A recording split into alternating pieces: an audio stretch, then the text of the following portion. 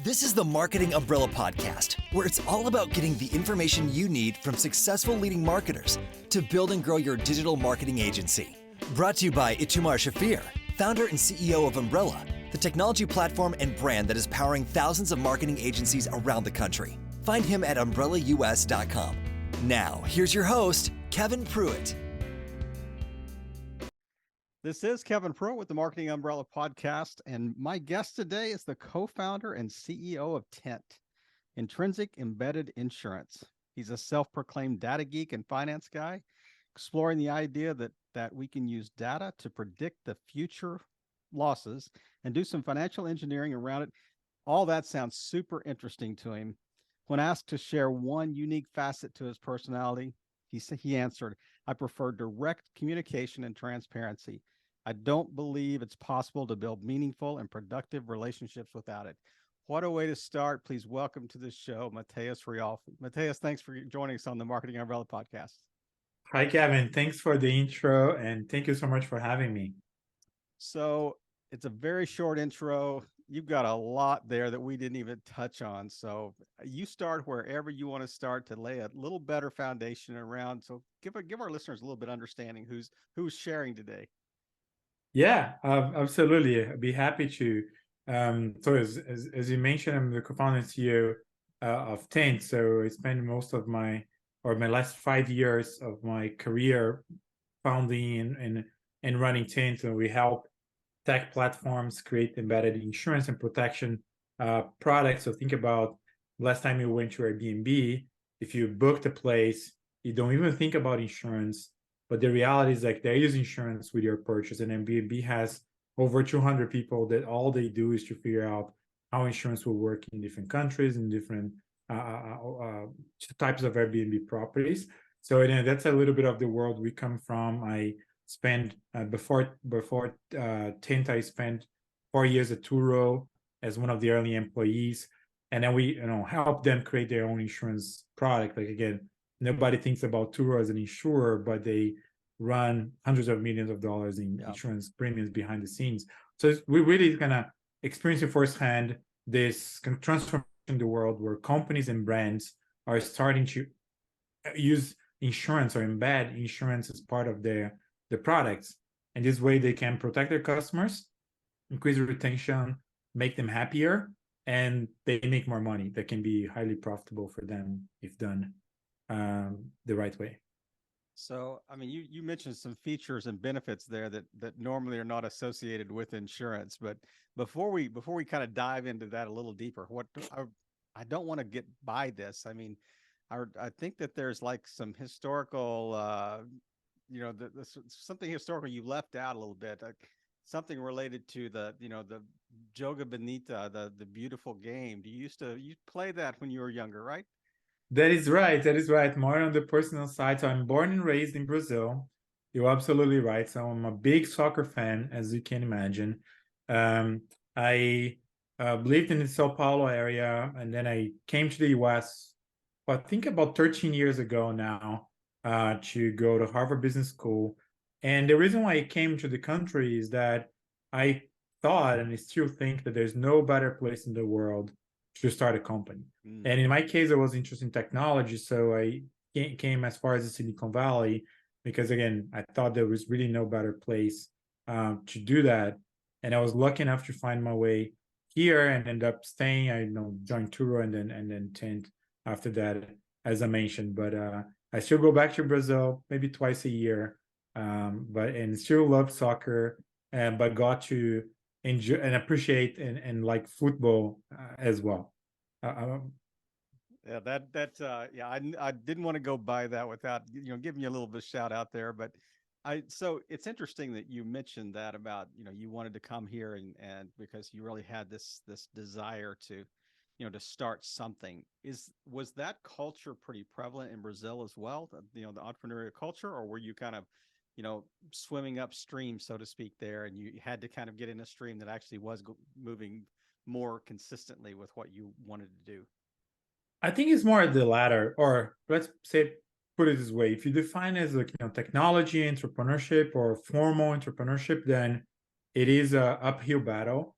I think you think about US offers a much better infrastructure for founders. Yeah, Like that made there's a big obviously no difference. shortage of creative founders, no shortage of problems in Brazil that are desperate for founders to help, but the infrastructure is a lot harder. Sorry, the Yeah. VC money, it's not nearly there. Taxes are complicated, so it's a lot harder to run a business in Brazil. If you think about entrepreneurship more broadly, now I think a significant part of a Brazilian population is self-employed, right? So those are folks that are very entrepreneurial.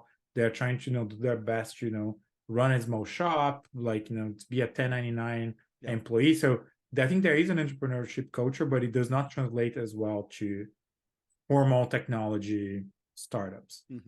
That's actually a very interesting distinction you made there. It's not that, we have the corner on creativity here. It's the fact that the infrastructure is designed to support, especially large scale projects, that you do want to scale. But so let's talk specifically about Tint. I mean, you mentioned earlier, you were almost working on this space or in this space at Turo before, so it's not like Tint was just born out of nothing. I mean, so you saw, I don't want to put words in your mouth, but you saw that there was a need with Turo, but you thought this is actually is applicable across the scale here.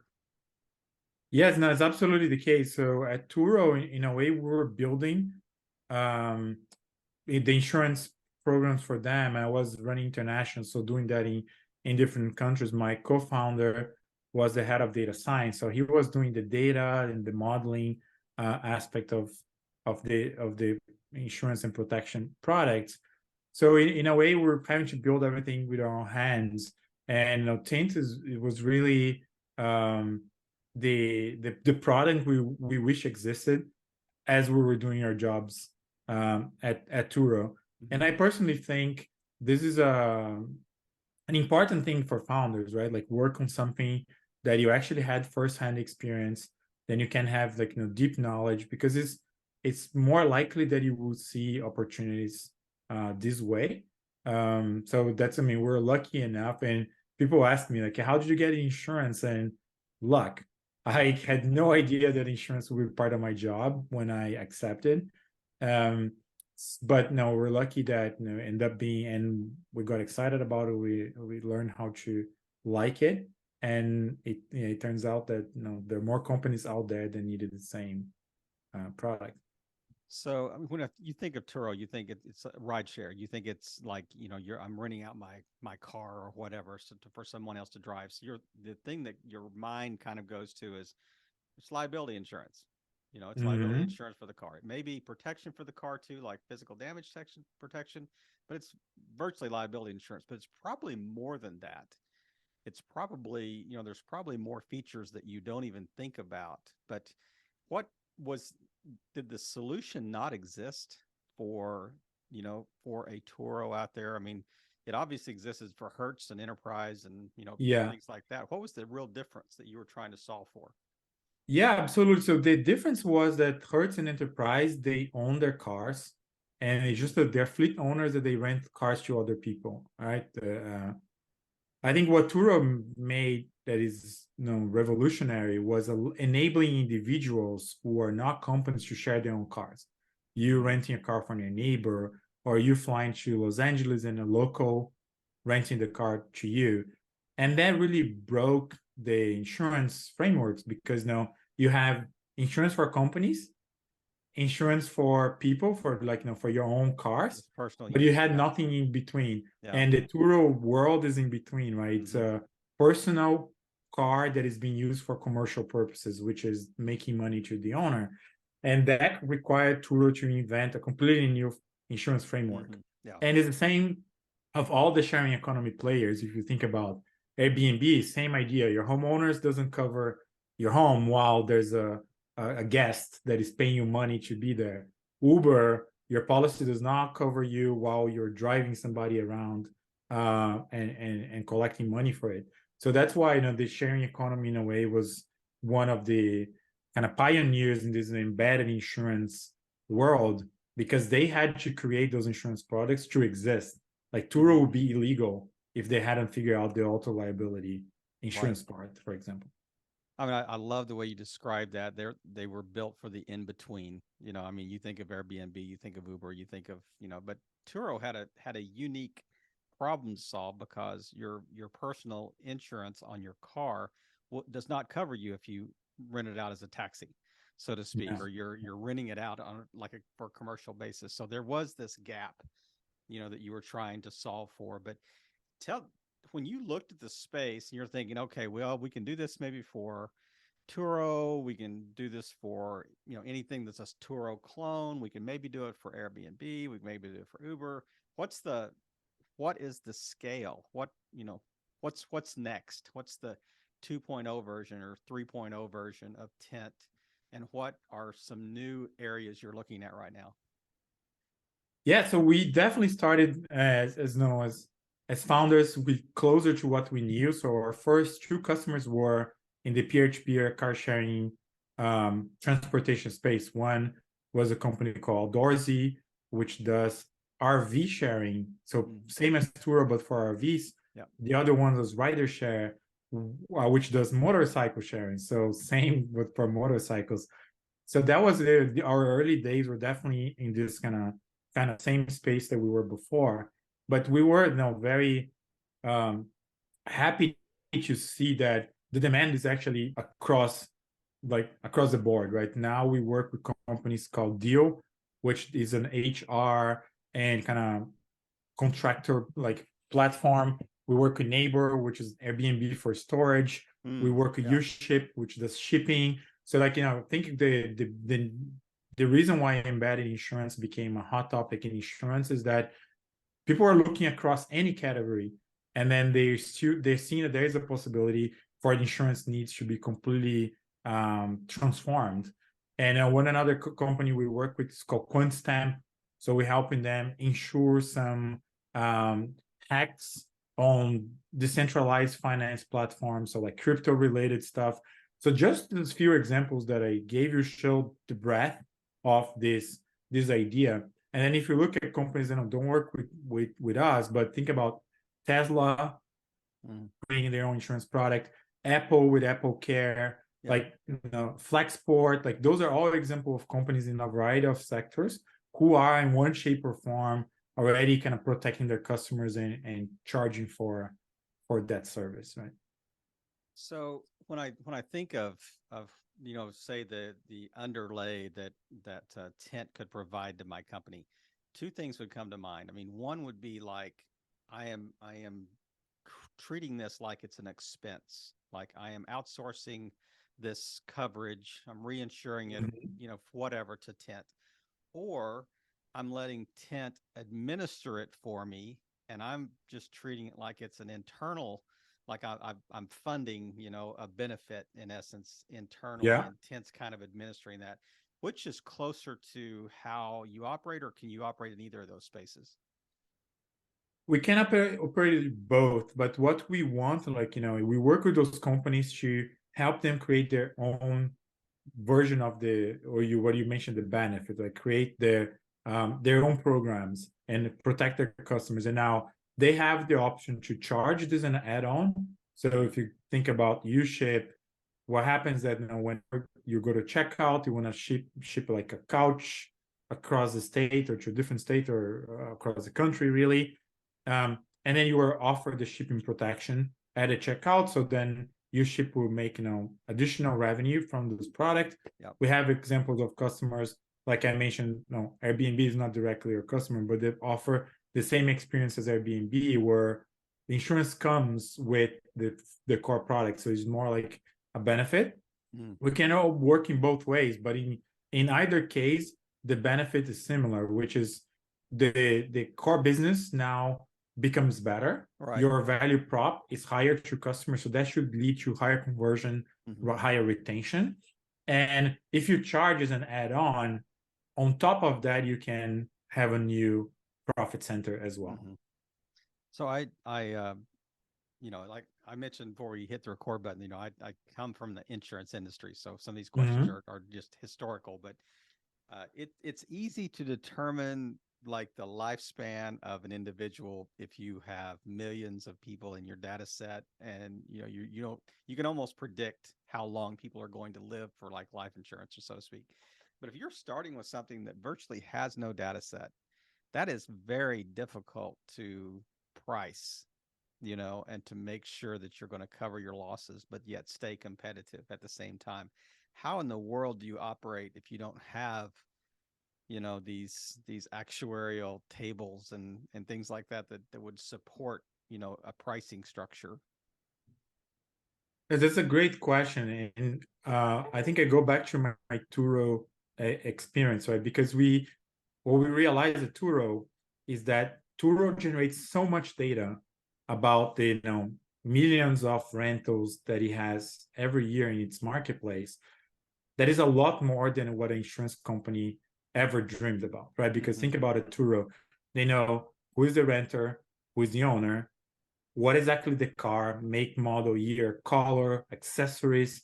They know where this is happening. They know the location, and you can layer, telematics and other cool things around it. So that what we realize at Turo is that those tech platforms, they are generating so much data about the risk in our day-to-day operations that can be mined for insurance. So for the vast majority of the programs we work on, the company already has 2, 3, 5 years of data that can be used for those actuarial studies that you talked about. Now, there'll be examples where there's no data available. And then I think what we do is that we try to go what's the closest data sets we can find. What is if the information about claims is not available, but like what else do we know about the usage of the company, so we can cross-reference with other data sets.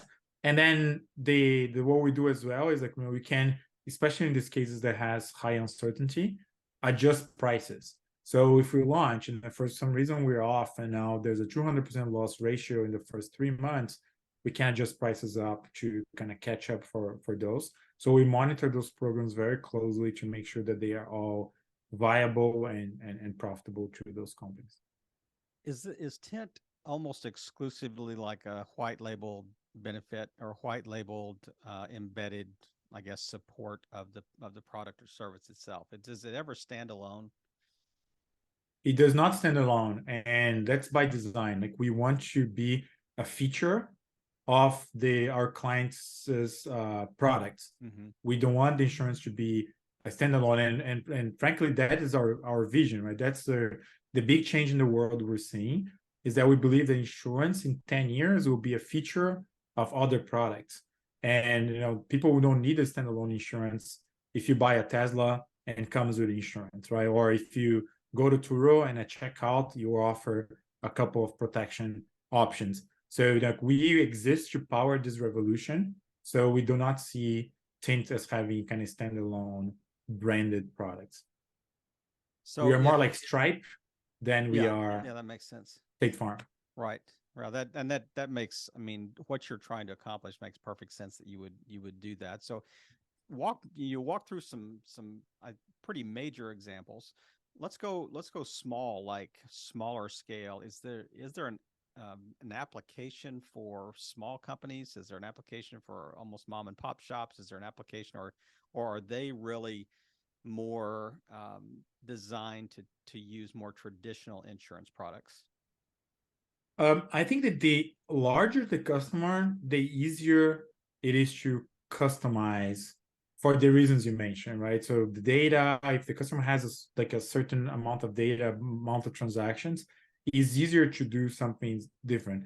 However, we do work with smaller customers. We have companies who are in the seed stage and work with us, and it can still work. Is that they're gonna have to be less creative in a sense that like we gonna have to be more careful in terms of pricing. There are a few things we need to do, but yeah, it could work for small companies. Our vision is that eventually we have in our product that those companies can go create their own products based on a catalog that we're creating and then kind of run with that. But obviously it's gonna take us some time to get there. Is Tint more, is it easier, I guess, to integrate Tint very early stage, or does it matter? It can be added at virtually any time. It seems like it would almost be easier to to be part of the offering or service, package from the start versus, 5 years down the road. And then all of a sudden you're just kind of, packing this into the cost of the product or service. But I don't want to lead you in any direction. I'm curious which one that is true, or does it matter? Yeah, I think integration wise is the same. It doesn't matter. It's easy in either cases. I think you're right that if a company already offers something for free, it's a lot harder for it to start charging than if it never offered, right? So I think Airbnb is a good example. Like Airbnb, since the beginning, insurance is part of the experience. They don't charge you. It's obviously it's part of the service fee that you pay, but at least they don't give you as an optional. Now it's a lot harder for Airbnb to charge as an optional, and we see many companies on that space do charge more, and there is willingness to pay, but then it's a lot harder to change when you already give away from free for some time. What have you learned in 5 years in this space that what do you know now, I guess, that you didn't know 5 years ago, that you assumed, there was a basic assumption that you were just incredibly wrong about? Wow, that's a good question. So maybe one of the things we were wrong about, we thought that by now, so as the name Tint.ai says, we can support machine learning, we can support some very sophisticated pricing of policies and things like that, of contracts. And we thought that even 5 years ago, every company was ready to use this very sophisticated product. And the reality is that's not the case. So even today, we have an important portion of our customers who use some sophisticated, they're already in the optimization phase to use some sophisticated tools, but the vast majority of the market is still in the early stages. So I like to say the analogy I like to use is we built a Ferrari engine as our first product. And then over time, we realized that actually the market wants a Honda Civic, that not only the engine, they want the rest of the car as well, and they want something more standard. And sure, there is a market for Ferrari engines, there's a market for Ferraris, but they are the exception and not the rule in the market. I mean, hey, that's true in the car industry too. I mean, it's not like everybody Exactly. has a Ferrari in the garage. Exactly. We love the analogy cars for everything we do. And I think, yeah, I agree. It's the same with the car industry. So is Tint regulated like just a regular and normal insurance company / product, or is it such a unique offering that I mean, my mind is just spinning with ideas about, if you had machine learning, it could be a constantly moving like premium rate, based on experience. But I know that that's highly regulated, by insurance departments and states. So how does Tint have to operate?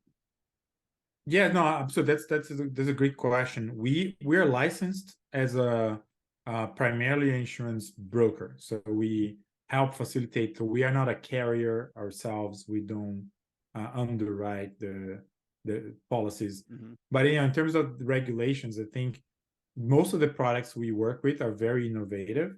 So they're either surplus lines or excess, or like the more kind of innovative part of insurance, or they're not insurance at all. They are more like damage waivers. They have a different legal nature. Yeah. So we don't have right now in use, for example, admitted auto or something that will be, very to your point, regulated state by state. The products we work on are more kind of on the innovative side of things. I mean, it sounds like it almost could fall under like a warranty, almost more so than insurance type thing. Yeah, so. The vast majority of what we do is more like a warranty than it is insurance. Yes.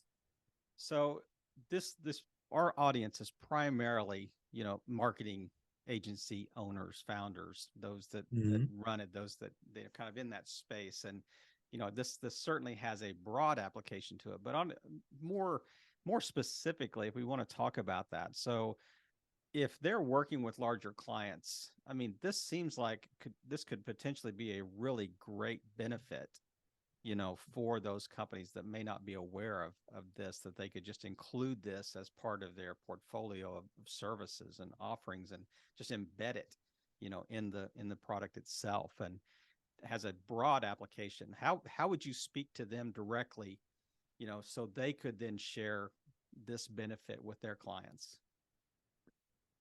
So if you imagine all of those companies are working with their clients to bring growth, right?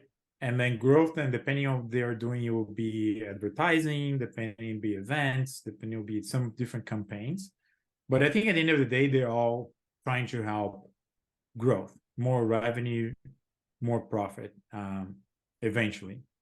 And and I think if the marketing agencies are also like helping them with new product development, or like trying to find other avenues for revenue that is product and offering based, they could be talking about. And it's not only Tint or embedded insurance, but today there's a very big trend of embedded fintech.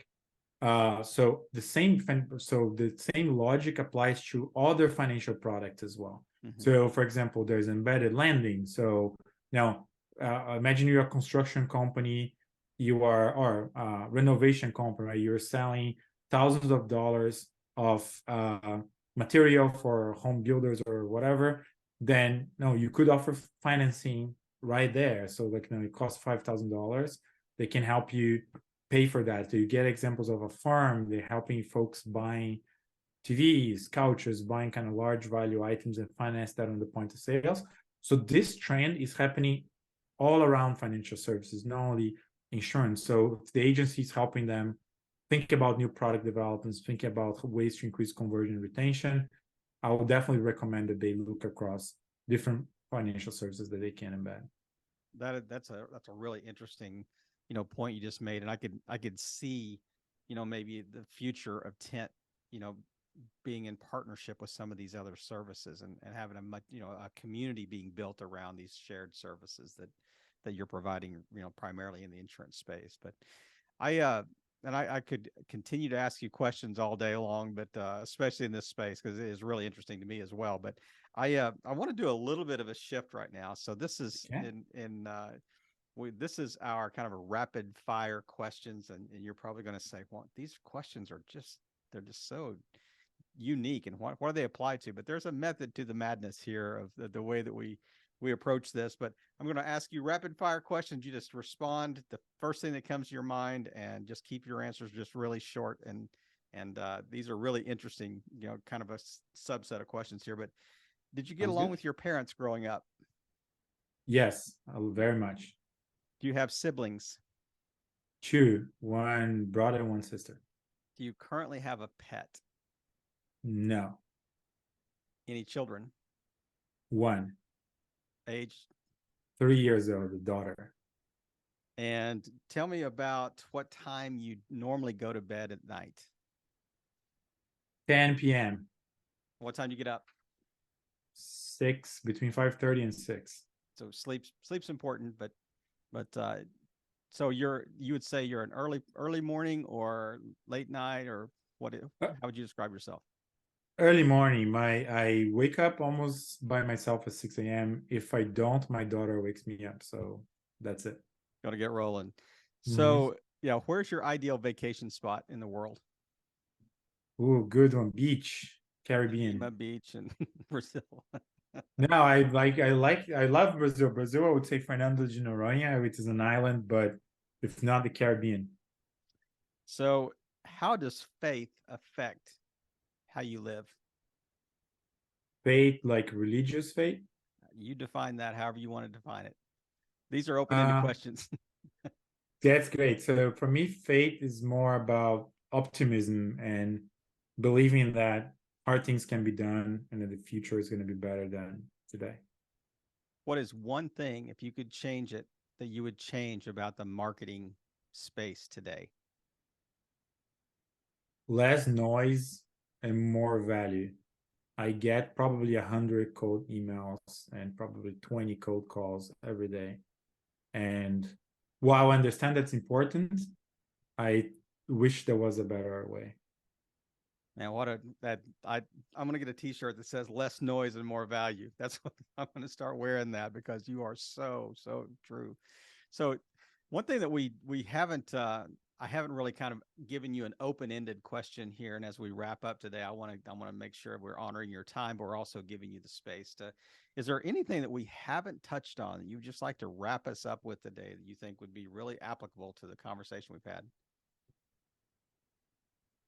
No, I think this idea of kind of how to cut through the noise, I think it's very important for marketers, because what I mentioned, like, we do use cold emails, we do use, like, it's of course an important part of the toolkit, because the message can be good, you can be creating value to the other party, you just have to find ways to get the message across. But I think, it's getting to a point where I think good messages are getting lost, right? Because you don't like it's just so much. And so if there was a way that the industry could find to deliver the messages in a more personalized, high value way, I think that could be a huge lift on the kind of impact that marketers have in the agencies and their customers and their companies. You know that you just cursed us now, because you and I are both going to be laying in bed tonight thinking of new ways to how do we deliver those messages through the noise, because we all have those gears spinning in our mind. But man, Matheus, thank you again for just taking time today and coming on the show. It's been a great chat. I really appreciate you taking that time. Please connect with Matheus on LinkedIn or at tint.ai. Once again, thank you for sharing your insights on the Marketing Umbrella podcast. Matheus, have a great week. Thank you so much, Kevin. Really appreciate it. Thank you for tuning in to another great episode of the Marketing Umbrella podcast, where we provide the information you need from successful leading marketers to build and grow your digital marketing agency. To learn more, go to umbrellaus.com